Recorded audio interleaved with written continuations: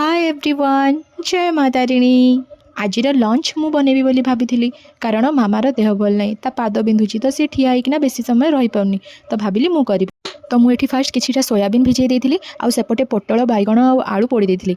पखाड़ भात संगे तो सोयाबीन भजा आउ एमती पोड़ा पोड़ी ही भल लगे मो बाबार भी पसंद और मोर भी पसंद तो आज या ही बनई गोटे गैस रे सोयाबीन भाजुली आउ गोटे गैस रे पोड़ा पोड़ी चलता।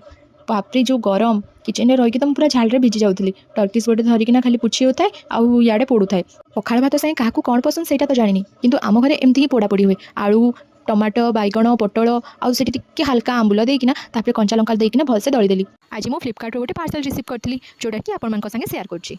एटा होछि इप्सम सल्ट जोटा कि मो मामार गोड़ बिंधा और पाद बिंधा ऑर्डर करी। एटा किछि भी पेन या फिर स्ट्रेस बहुत रिलीफ मिले और बॉडी और माइंड को कांस्टेंट और पीस रखा हेल्प करे। We will found here magnesium sulfate and it's 100% pure unscented salt। पुणी यही सल्टा आम एफोर्डेबल प्राइस रे भी पाई परिबा। उषुम गरम पानी नेबे आउ ए इप्सम सल्ट रो गोटे चामच सेठी पकेइकिना ताको 15 ରୁ 20 मिनिट सेठी पाद डुबेकी रखिबे।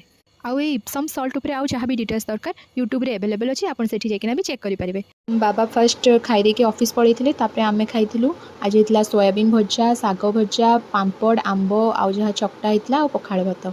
वीडियोटा भल लागिथिले लाइक एंड सब्सक्राइब करी निश्चय जानतु।